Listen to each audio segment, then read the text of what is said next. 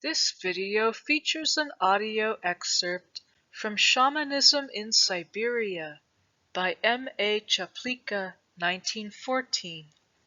This particular section describes the rituals and sacred drumming performed by various shamans in the tribes of northeast Russia. The shaman in action. Since the performances of shamans as professionals called in to treat diseases, to answer inquiries, for soothsaying and other similar purposes, are very much the same among the different tribes of Paleo-Siberians, we shall confine ourselves to giving a few typical examples of these performances. The same procedure will be followed with regard to the Neo-Siberians.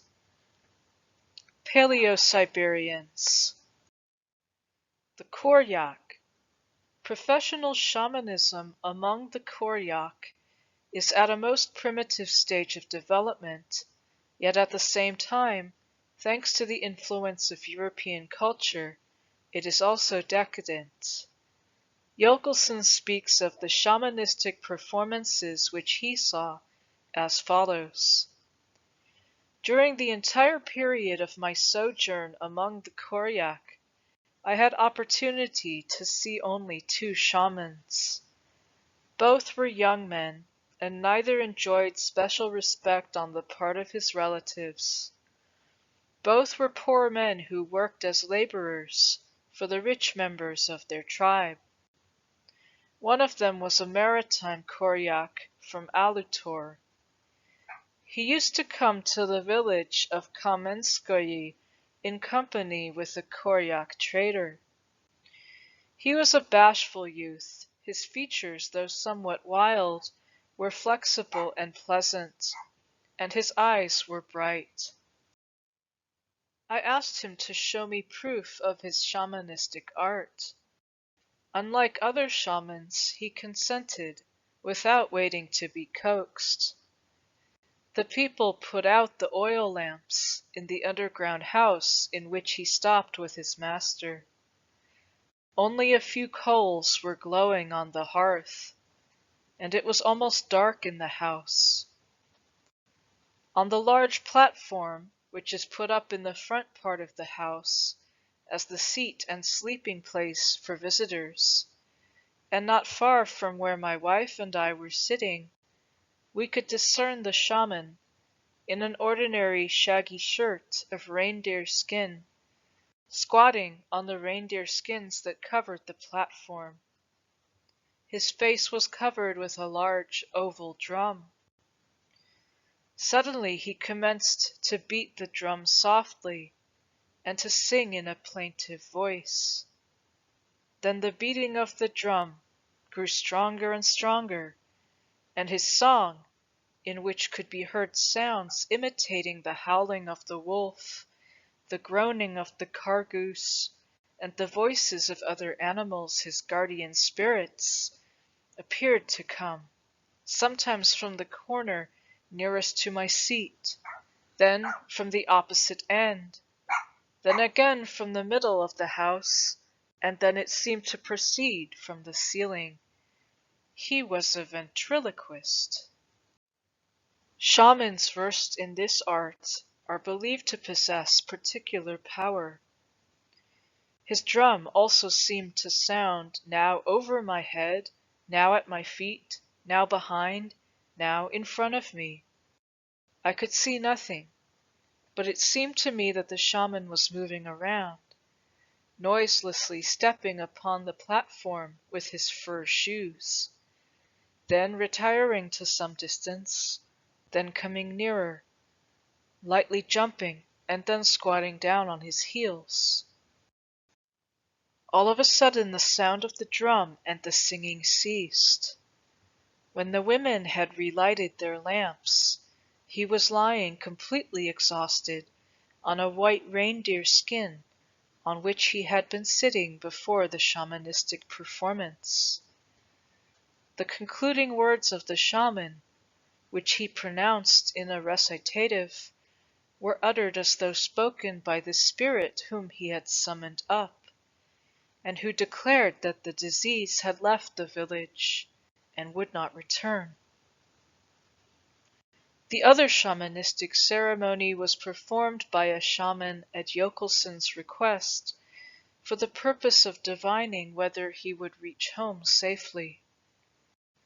During this ceremony, the shaman suddenly asked Jokelsen for his knife, saying, "The spirits say that I should cut myself with a knife.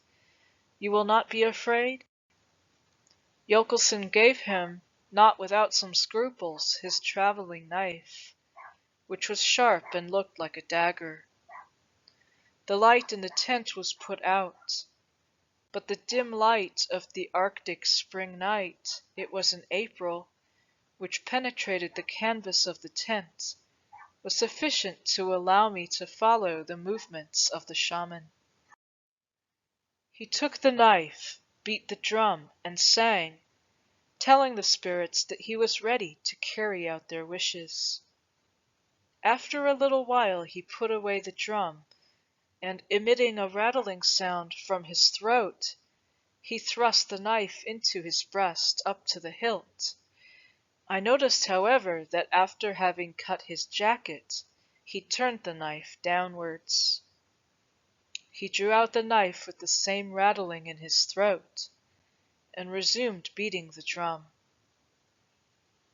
Then he said to Jokelsen that he would have a good journey, and returning the knife to him, showed through the hole in his coat the blood on his body.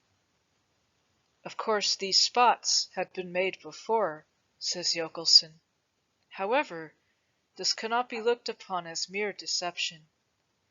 Things visible and imaginary are confounded to such an extent in primitive consciousness that the shaman himself may have thought that there was, invisible to others, a real gash in his body, as had been demanded by the spirits. The common Koryak, however, are sure that the shaman actually cuts himself, and that the wound heals up immediately. The Chukchi. Among the Chukchi, says Borgerus, a typical shamanistic performance is carried on in the inner room of the house when it is closed for the night. This room, especially among the reindeer Chukchi, is very small. Sometimes the performance here described is preceded by another, held in the outer room in daylight, and usually connected with a communal ceremonial. When the drum is tightened and moistened and the light is put out, the shaman, who is often quite naked down to the waist, begins to operate. In modern times, Chukchi shamans imitate the Tungus shamans in smoking a pipe filled with strong narcotic tobacco. The shaman beats the drum and sings tunes, at first slowly, then more rapidly. His songs have no words, and there is no order in their succession. Though the audience takes no actual part in the ceremony, they are in fact of some assistance, as forming a very primitive chorus. Their frequent exclamations encourage the shaman's actions. Without an ositkolin, or to give answering calls, a Chukchi shaman considers himself unable to perform his office fittingly. Novices, therefore, while trying to learn the shamanistic practices, usually induce a brother or a sister to respond, thus encouraging the zeal of the performer. Among the Asiatic Eskimo, the wife and other members of the family form a kind of chorus, which from time to time catches up the tune and sings with the shaman. Among the Russianized Yukagir of the Lower Kolyma, the wife is also the assistant of her shaman husband, and during the performance she gives him encouraging answers, and he addresses her as his supporting staff. When the Kelet or spirits come to the shaman, he acts in a different way, according to whether he has or has not a ventriloquialistic gift. If the shaman is only single-bodied, the Kelet will sing and beat the drum through his body, the sound only of the shaman's voice being changed. When he is a ventriloquist, the Kelet appear as separate voices. Bogaras says that shamans could, with credit to themselves, carry on a contest with the best practitioners of similar arts in civilized countries. The voices are successful imitations of different sounds, human, superhuman, animal, even of tempests and winds, or of an echo, and come from all sides of the room, from without, from above, and from underground. The whole of nature may sometimes be represented in the small inner room of the Chukchi. Then the spirit either begins to talk, or departs with a sound like the buzzing of a fly. While it stays, it beats the drum violently, speaking in its own language, if it happens to be any animal except the wolf, fox, and raven, which can speak in the language of men. But there is a peculiar timbre in their voices. Usually it is not only one spirit which appears, and this part of the performance might be called a dialogue. Sometimes the shaman does not himself understand the language he is using, and an interpreter is necessary. There are cases when spirit language, comprising a mixture of Koryak, Yakut, and Yukagir, has to be translated into Russian for the Russianized shamans and natives, especially those of the Kolyma district. Jokelson tells of a Tungus shaman nicknamed Mashka, whose spirits, being of Koryak origin, spoke through him in that language. I asked him several times to dictate to me what his spirits were saying, and he would invariably reply that he did not remember, that he forgot everything after the séance was over, and that besides he did not understand the language of his spirits.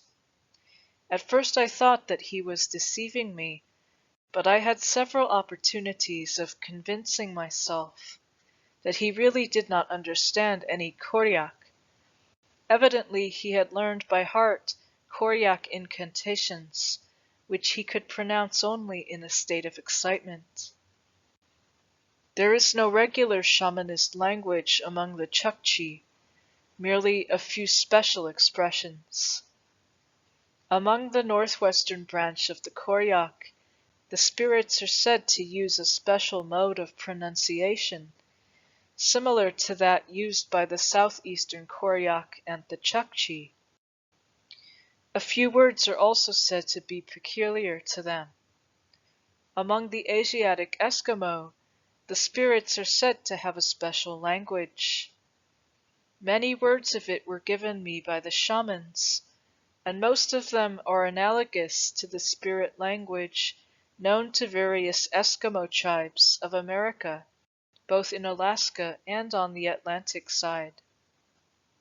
Sometimes the spirits are very mischievous.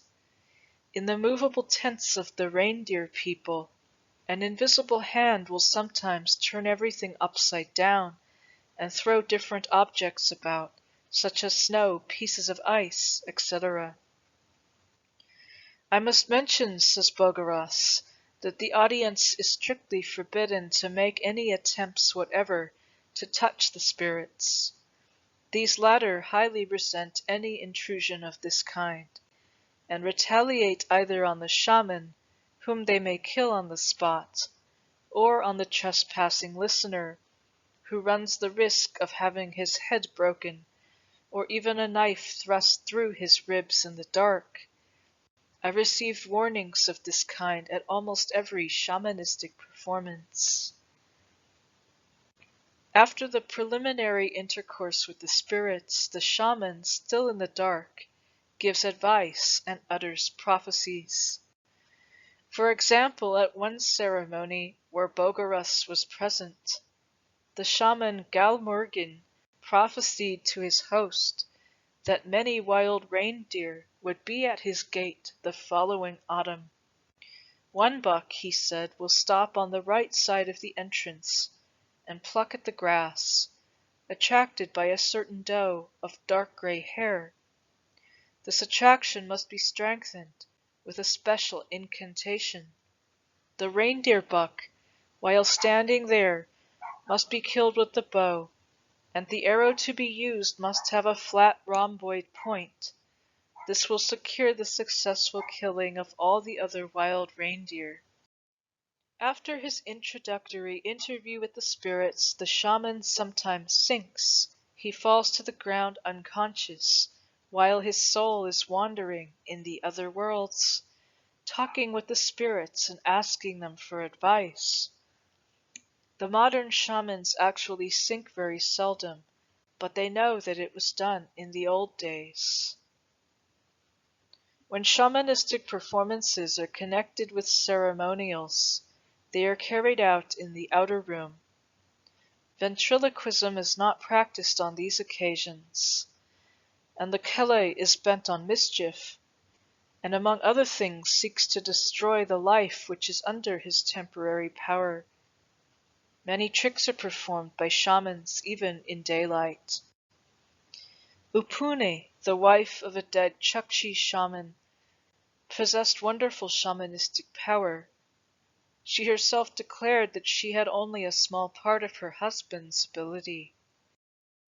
In a shamanistic performance, she took a large round pebble of the size of a man's fist, set it upon the drum, and blowing upon it from all sides, began to mumble and snort in the same kele-like manner. She called our attention by signs. Being in the possession of the kele, she had lost the faculty of human speech, and then began to ring the pebble with both hands. Then a continuous row of very small pebbles began to fall from her hands. This lasted for fully 5 minutes, till quite a heap of small pebbles had collected below on the skin. The larger pebble, however, remained smooth and intact. At the request of Bogarus, the female shaman repeated this feat with the same success, and all the upper part of the body being naked, it was easy to observe her movements. The practice of stabbing oneself through the abdomen with a knife is universal in shamanistic performances. Kamchadal and Eskimo, Chukchi and Yukagir, even the Neo-Siberian shamans of northern Asia are familiar with this trick. It would be difficult to describe all the tricks performed by the shamans. Some of the commonest are the swallowing of burning coals, setting oneself free from a cord by which one is bound, etc. Neo-Siberians, the Yakut. For comparison with the Paleo-Siberian methods of shamanizing, we shall take a Yakut shaman in action, as described by Sierozewski. Outwardly, shamanistic ceremonies are very uniform, says Sierozewski. The ceremony now described is the part of the shamanistic ceremony which remains always and everywhere unchanged, and sanctioned by custom, forms, so to speak, the basis of the rite. When the shaman who has been called to a sick person enters the yurta, he at once takes the place destined for him on the Balearic agon. He lies on his white mare's skin and waits for the night, the time when it is possible to shamanize. Meanwhile he is entertained with food and drink. When the sun sets and the dusk of evening approaches, All preparations for the ceremony in the yurta are hurriedly completed. The ground is swept, the wood is cut, and food is provided in larger quantity and of better quality than usual. One by one the neighbors arrive and seat themselves along the wall, the men on the right and the women on the left. The conversation is peculiarly serious and reserved, the movements gentle. In the northern part of the Yakut district, the host chooses the best latchets and forms them into a loop, which is placed around the shaman's shoulders and held by one of those present during the dance, in order to prevent the spirits from carrying him off. At length everyone has supper, and the household takes some rest.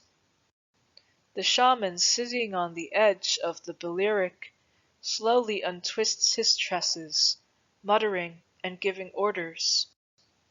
He sometimes has a nervous and artificial hiccup, which makes his whole body shake.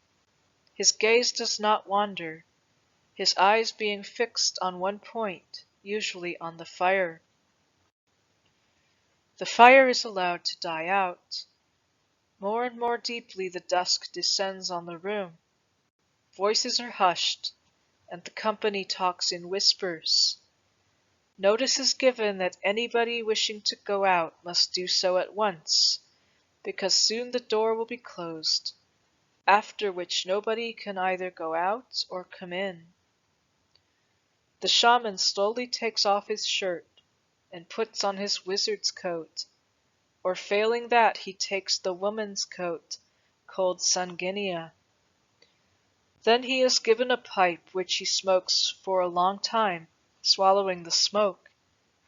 His hiccup becomes louder. He shivers more violently. When he has finished smoking, his face is pale.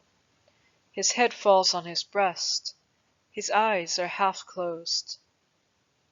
At this point the white mare's skin is placed in the middle of the room. The shaman asks for cold water, and when he has drunk it, he slowly holds out his hand for the drum prepared for him. He then walks to the middle of the room, and kneeling for a time on his right knee, bows solemnly to all the four corners of the world, at the same time sprinkling the ground about him with the water from his mouth. Now everything is silent. A handful of white horsehair is thrown on the fire, putting it quite out. In the faint gleam of the red coals, the black, motionless figure of the shaman is still to be seen for a while, with drooping head, big drum on breast, and face turned towards the south, as is also the head of the mare's skin upon which he is sitting. Complete darkness follows the dusk. The audience scarcely breathes, and only the unintelligible mutterings and hiccups of the shaman can be heard. Gradually even this sinks into a profound silence. Eventually a single great yawn like the clang of iron breaks the stillness, followed by the loud, piercing cry of a falcon, or the plaintive weeping of a seagull, then silence again. Only the gentle sound of the voice of the drum, like the humming of a gnat, announces that the shaman has begun to play. This music is at first soft, delicate, tender, then rough and irrepressible like the roar of an oncoming storm. It grows louder and louder, and, like peals of thunder, wild shouts rend the air. The crow calls, the grebe laughs, the seagulls complain, snipes whistle, eagles and hawks scream. The music swells and rises to the highest pitch. The beating of the drum becomes more and more vigorous, until the two sounds combine in one long-drawn crescendo. The numberless small bells ring and clang. It is not a storm, it is a whole cascade of sounds, enough to overwhelm all the listeners. All at once it breaks off. There are one or two strong beats on the drum, which, hitherto held aloft, now falls to the shaman's knees. Suddenly the sound of the drum and the small bells ceases. Then silence for a long moment, while the gentle gnat-like murmur of the drum begins again. This may be repeated several times according to the degree of the shaman's inspiration. At last, when the music takes on a certain new rhythm and melody, somberly the voice of the shaman chants the following obscure fragments. Mighty bull of the earth, horse of the steppes, I, the mighty bull, bellow, I, the horse of the steppes, neigh, I, the man set above all other beings, I, the man most gifted of all, I, the man created by the Master all-powerful, horse of the steppes, appear, teach me, enchanted bull of the earth, appear, speak to me, powerful Master, command me. All of you who will go with me, give heed with your ears. Those whom I command not, follow me not. Approach not nearer than is permitted. Look intently, give heed, have a care. Look heedfully. Do this, all of you, all together, all, however many you may be. Thou of the left side, O lady, with thy staff, if anything be done amiss, if I take not the right way, I entreat you correct me, command. My errors and my path show to me, O mother of mine. Wing thy free flight, pave my wide roadway.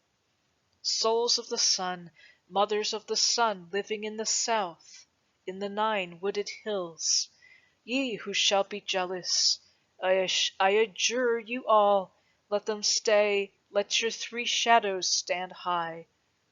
In the east, on your mountain, Lord, grandsire of mine, great of power and thick of neck, be thou with me. And thou, grey-bearded wizard, fire, I ask thee, with all my dreams, with all comply, to all my desires consent. Heed all, fulfill all heed, all fulfill. At this point the sounds of the drum are heard once more wild shouts and meaningless words, then all is silent. Adjurations similar to the above are used in all the Yakut districts, and all ceremonies begin with them. There is, however, another formula still longer and more complicated, which Sierozewski says he could not procure. The ritual which follows this formula consists of an improvisation appropriate to each person and occasion. In the ensuing prayers the shaman addresses his Amakyat and other protective spirits. He talks with the Kalyani, asks them questions, and gives answers in their names. Sometimes the shaman must pray and beat the drum a long time before the spirits come.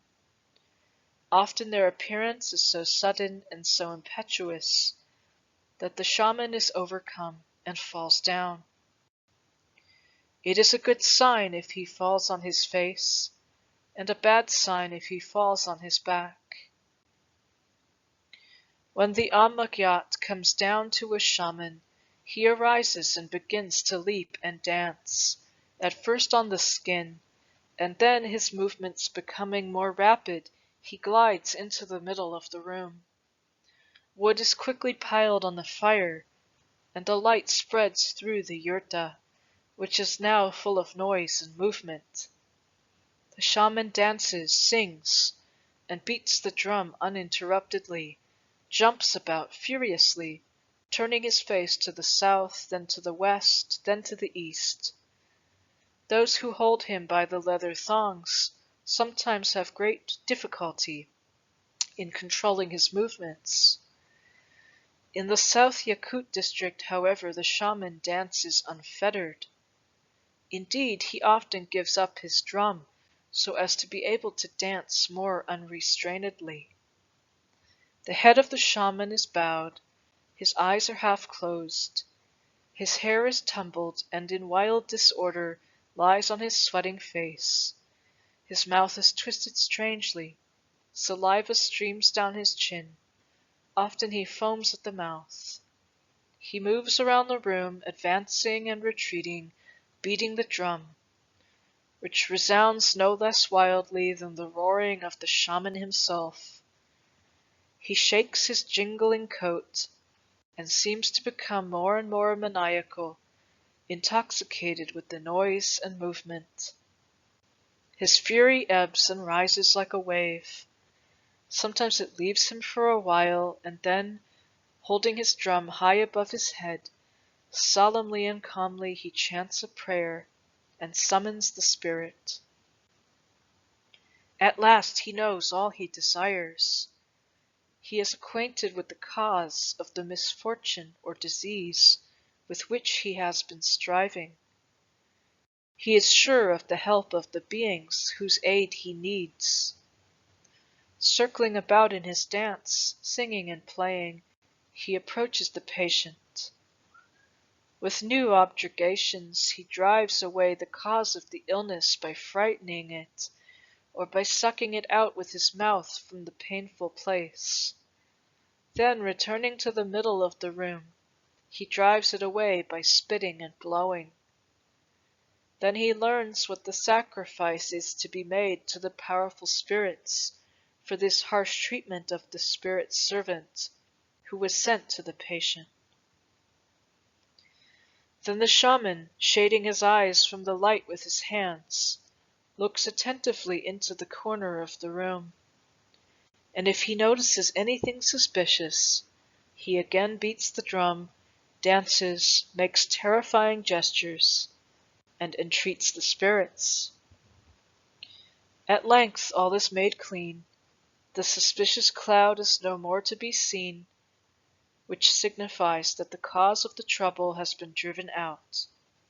The sacrifice is accepted, the prayers have been heard, the ceremony is over. The shaman still retains for some time after this the gift of prophecy. He foretells various happenings, answers the questions of the curious, or relates what he saw on his journey away from the earth. Finally, he is carried with his mare's skin back to his place of honor on the Balearic. The sacrifice offered to the spirits varies according to the importance of the occasion. Sometimes the disease is transferred to the cattle, and the stricken cattle are then sacrificed, i.e., ascend to the sky. It is this journey to the sky, together with the spirits and the sacrificed animal, which the dance symbolizes. In the old days, according to the native accounts, there were, in fact, shamans who really did ascend into the sky, while the spectators saw how on the clouds there floated the sacrificed animal. After it sped the drum of the shaman, and this was followed by the shaman himself in his wizard's coat.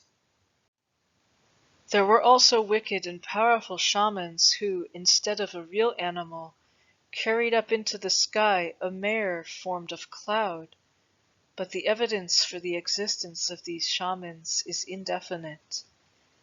During this difficult and dangerous journey, every shaman has his places of rest, called uwok or olok. When he takes a seat during the dance, this signifies that he has come to an uwok.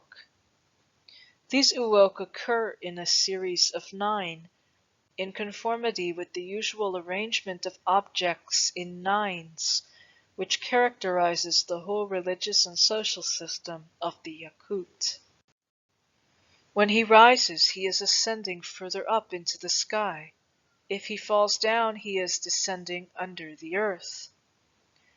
Every shaman, however far he may have proceeded on his journey, knows where he is, on which uolo, and also the route taken by every other shaman who is shamanizing at that moment. Sometimes the leading of the spirit and the sacrificed cattle into the sky forms a separate ceremony performed a few months after the first, in which they had promised this sacrifice. The sacrifices are either bloody, when the shaman tears to pieces the body of the animal with rage and fury, or bloodless, e.g. when some grease or meat or other materials such as hair, etc., is offered up. The Samoyed. The shamanistic ceremonial among the Samoyed of the Tomsk government has been described by Castron, from whose account we take the following picture. On arriving at the yurta, the shaman takes his seat on a bench or on a chest which must contain no implement capable of inflicting a wound. Near him, but not in front, the occupants of the yurta group themselves. The shaman faces the door and pretends to be unconscious of all sights and sounds. In his right hand he holds a short staff, which is inscribed on one side with mystic symbols, and in his left 2 arrows with the points held upwards. To each point is affixed a small bell. His dress has nothing distinctive of a shaman. He usually wears the coat either of the inquirer or of the sick person. The performance begins with a song summoning the spirits. Then the shaman strikes the arrows with his staff, so that the bells chime in a regular rhythm, while all the spectators sit in awed silence. When the spirits appear, the shaman rises and commences to dance. The dance is followed by a series of complicated and difficult body movements. While all this is going on, the rhythmical chiming of the bells never ceases. His song consists of a sort of dialogue with the spirits, and is sung with changes of intonation, denoting different degrees of excitement or enthusiasm. When his enthusiasm rises to a high pitch, those present join in the singing. After the shaman has learnt all he wishes from the spirits, the latter communicate the will of the god to the people. If he is to foretell the future, he employs his staff. He throws it on the ground, and if it falls with the side inscribed with mystical signs turned upward, this is a good omen. If the blank side shows, ill fortune may be looked for. To prove his trustworthiness to those present, the shaman uses the following means. He sits on a reindeer skin, and his hands and feet are bound. The room is completely darkened. Then, as if in answer to his call to the spirits, various noises are heard, both within and without the yurta. The beating of a drum, the grunting of a bear, the hissing of a serpent, the squeak of a squirrel, and mysterious scratchings on the reindeer skin where he sits. Then the shaman's bonds are untied, he is set free, and everyone is convinced that what they heard was the work of the spirits. The Altaians. Khams, or shamans of the Turkic tribes of the Altai, have preserved with great strictness the ancient shamanistic ceremonial forms. Potanin gives a curious description of the performance of a young shaman named Enchu, who lived by the river Talda, about 6 versts from Angade. 4 stages, each marked by a different posture of the shaman, characterized his performance. In the first he was sitting and facing the fire. Second, standing with his back to the fire. Third, a sort of interlude, during which the shaman rested from his labor, supporting himself with his elbow on the drum, which he balanced on its rim, while he related what he had learned in his intercourse with the spirits. And fourth, a final shamanizing, with his back to the fire, and facing the place where the drum usually hangs. Enchu declared afterwards that he had no recollection of what happened while he was shamanizing with his back turned to the fire. While he was in that position, he had been whirling about madly in circles on one spot, and without any considerable movement of his feet, crouching down on his haunches and rising again to a standing posture, without interrupting the rotating movement. As he alternately bent and straightened his body from the hips, backwards and forwards and from side to side, with lively movements or jerks, the manyak or metal pendants fastened to his coat danced and dangled furiously in all directions, describing shining circles in the air. At the same time the shaman kept beating his drum, holding it in various positions so that it gave out different sounds. From time to time Enchu held the drum high above his head in a horizontal position and beat upon it from below.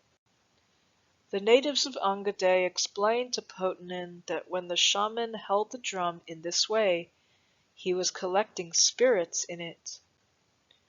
At times he would talk and laugh, with someone apparently nearby but invisible to others, showing in this manner that he was in the company of spirits.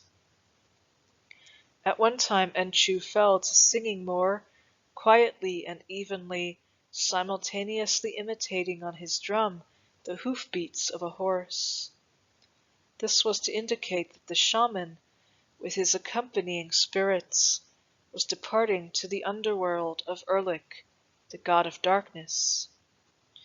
Mr. Potanin gives a description of this voyage, which he heard from a Russian missionary, Mr. Chevalkov. The Kham directs his way towards the south. Then he has to cross the Altai mountains and the red sands of the Chinese deserts. Then he crosses a yellow steppe, such as no magpie can traverse.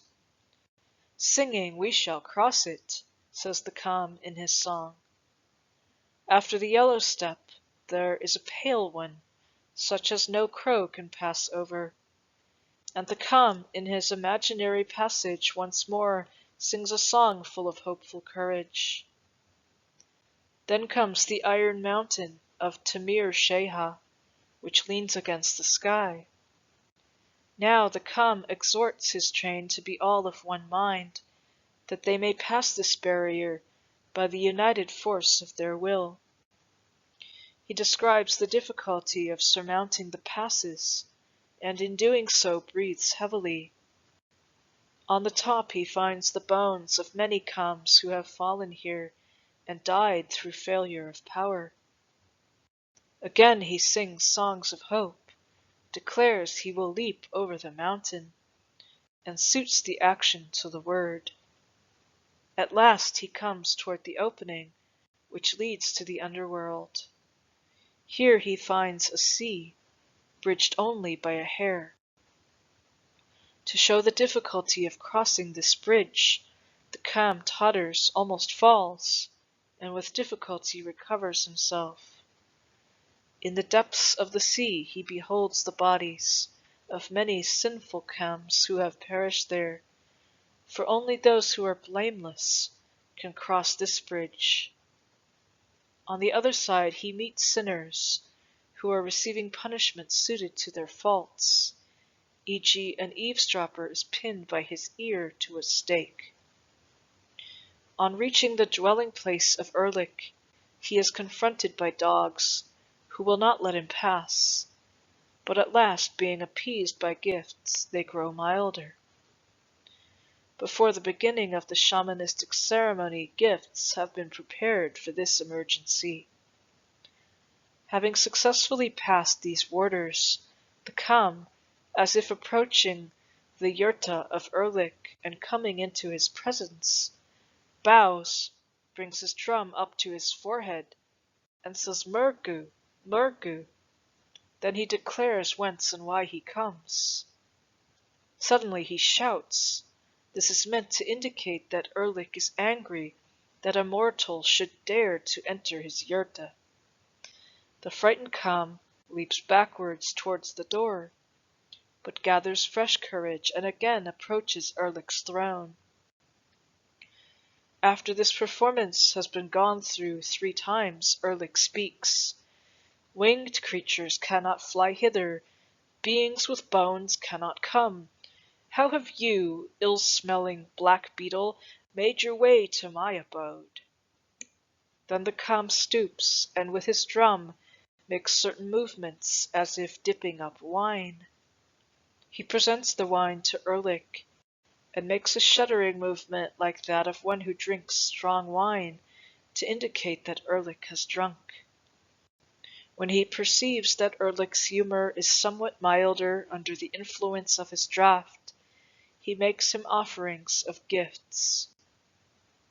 The great spirit Erlik is moved by the offerings of the Kam, and promises increase of cattle, declares which mare will foal, and even specifies what marking the young one will have. The Kam returns in high spirits, not on his horse as he went, but on a goose, a change of steeds, which he indicates by moving about the yurta on tiptoe to represent flying. Thank you for watching. Please like and share this video, hit the subscribe button and notification bell, and feel free to ask me any question in the comments section below. Due to the sacred nature of these videos, I would prefer to keep them ad-free. Please help me to do that by clicking the Patreon link in the description box below and make a donation to this channel. Or buy me a coffee with the Ko-fi tip jar link. PayPal is accepted. Every dollar counts. Thank you for your support.